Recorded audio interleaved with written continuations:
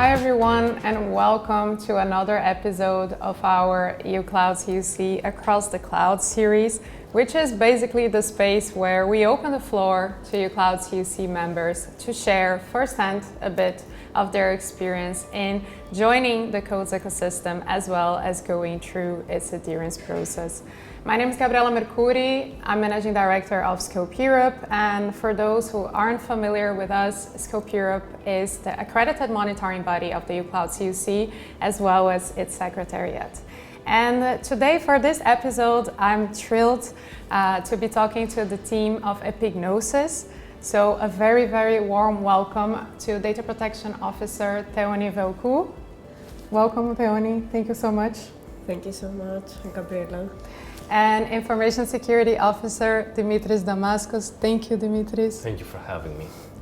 All right, so without further ado, I will already segue to my first question because I'm very interested to hear your takes about the code, its implementation on a daily basis, its added value, and so forth. So looking over to you, Theoni, for those who aren't familiar, Epignosis has joined the EU Clouds UC quite early on, so even before the code was approved by European data protection authorities back in 2021. So I would like to hear from you, what was the motivation to join the project already at that point, and how was your experience so far? Thank you so much for this question. Well, let me tell you that at Epignosis we give great importance to the data privacy and security of our customers' data. And it couldn't be any other way as our main product, Talent LMS, a user-friendly and affordable learning management system, has about 12,000 customers and more than 22 million end users. So you can imagine that with managing such large volumes of customers' personal data makes it an absolute necessity to have any available control in place in order to protect your customers' data. So this is the reason behind our decision to engage so early with the EU Cloud COC. We could understand from the very first moment the value it could bring to our company. The successful participation on the code's assessment process really helped us to prove that we are GDPR compliant and helped us in implementing what is needed with the GDPR in the tech environment. Participating all these years in the EU Cloud COC has given us a deep understanding when it comes to the implementation of GDPR in the tech environment, as well as a great advantage of being the only LMS worldwide that we have this GDPR commitment, which is well known and recognized by our customers. Thank you so much, Theoni. And I think you already gave some really interesting insights when it comes to the particularity of your services. Because when we look at the cloud environment, very often people think about the cloud as this unit or this, uniform sort of industry, which is really far from reality. Actually, we are talking about a very diverse environment, fragmented environment. So looking particularly at your services as a learning technology solution, right? So what is specific to you? What is the added value specifically when you look at the services you provide? And especially when you're looking at the need as a SaaS provider to constantly innovate in a very fast-paced environment such as SaaS. Thank you, Gabriela, for this question.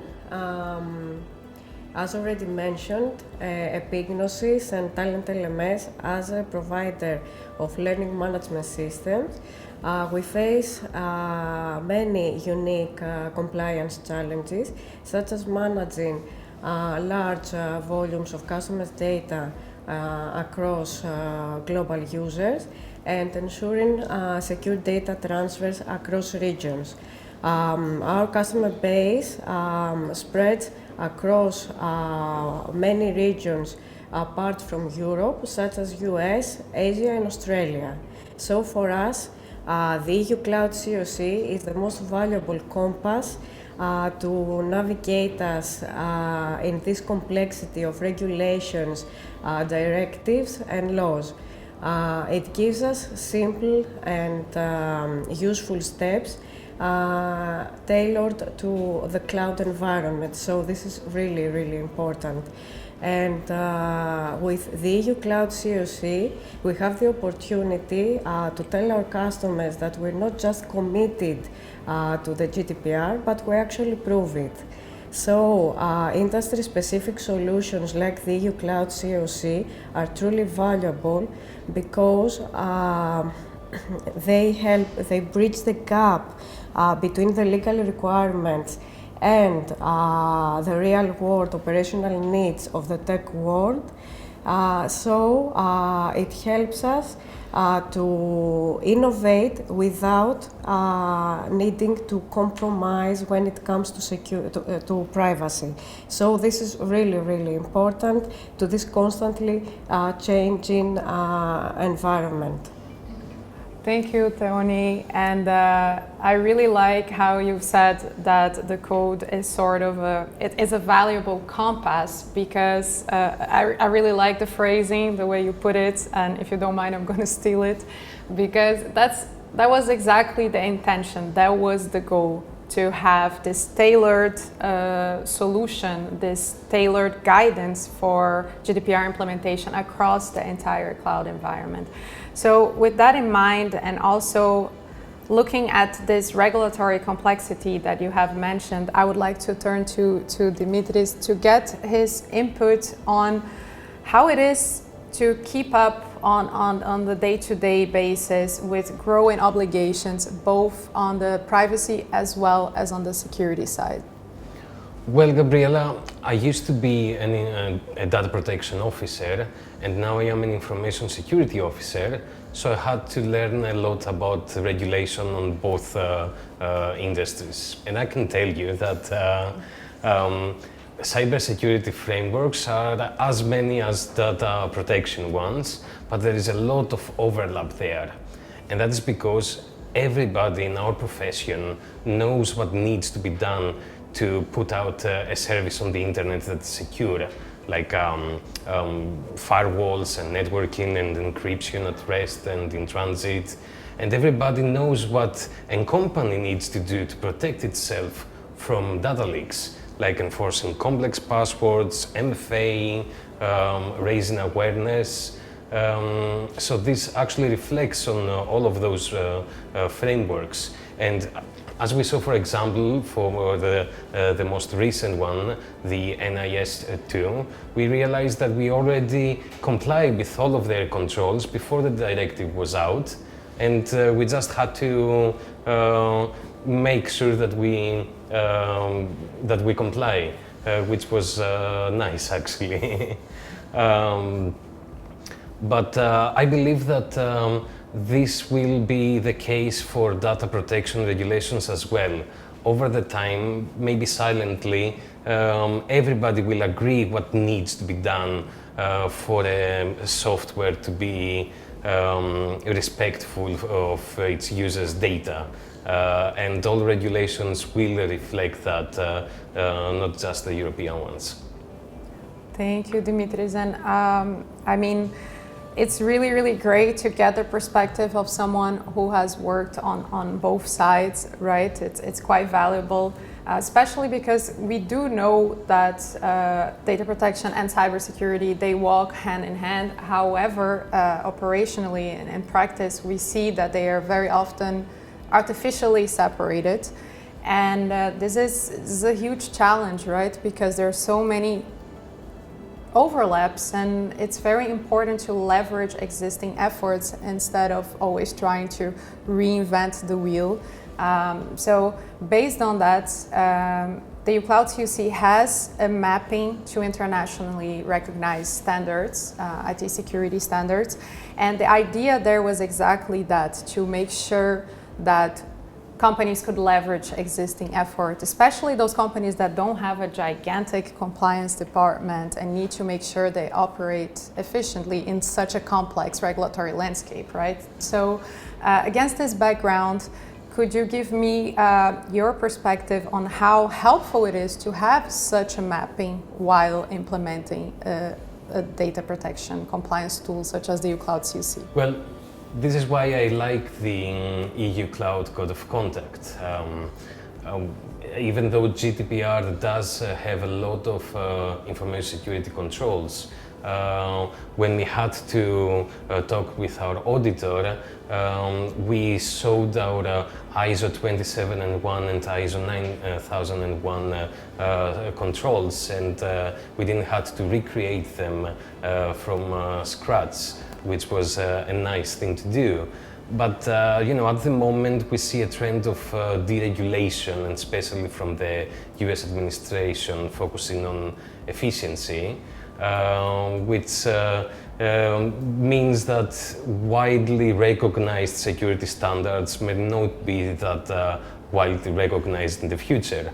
But the need to prove to our customers, to our users, that our products will keep their data secure and will protect their personal identifiable information is there. And I can understand that when you build a code, a framework, you need to be self-sufficient. But at the same time, you cannot expect for companies to duplicate their work. I guess that you need to prepare for all possible scenarios, even the scenario that our allies might decide to deregulate.